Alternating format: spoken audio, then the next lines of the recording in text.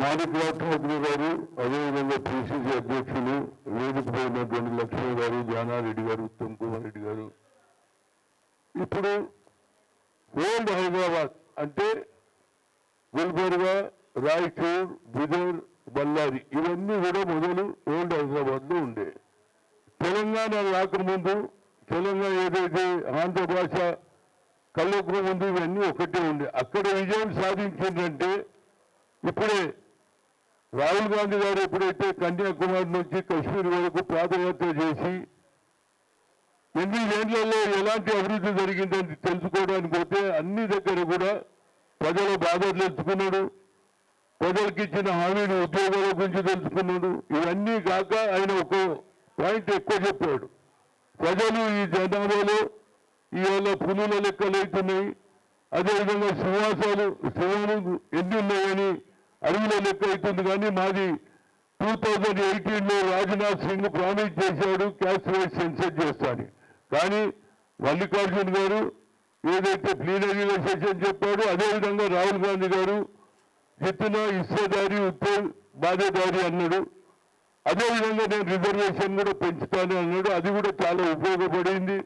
అమిత్ షా 10% ఏదైతే 4% ఉన్న రిజర్వేషన్ తీసేస్తాడు. దాని మీద ముస్లింలలో వ్యతిరేకత వచ్చింది. లింగాయతులు కూడా మన ఫేవర్లు ఉన్నారు.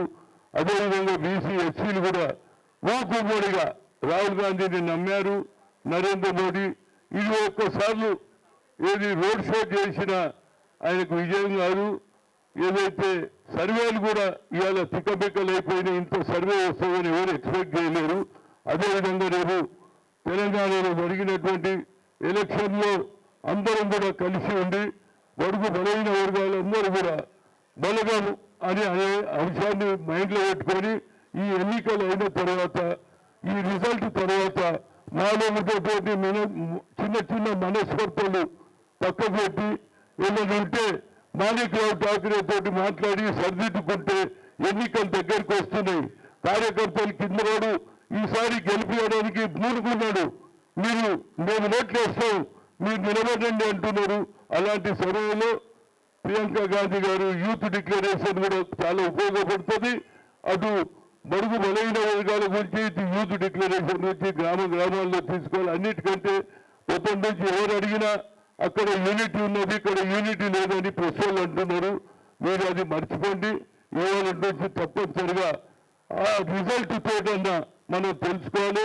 ఇవాళ ఓటమి నరేంద్ర మోడీ పోయింది, రాహుల్ గాంధీ గెలిపోయింది. రేపు వచ్చే తరంలో కూడా 2024లో ఈ దేశానికి ప్రధానమంత్రి రాహుల్ గాంధీ అయి తీర్చాడు.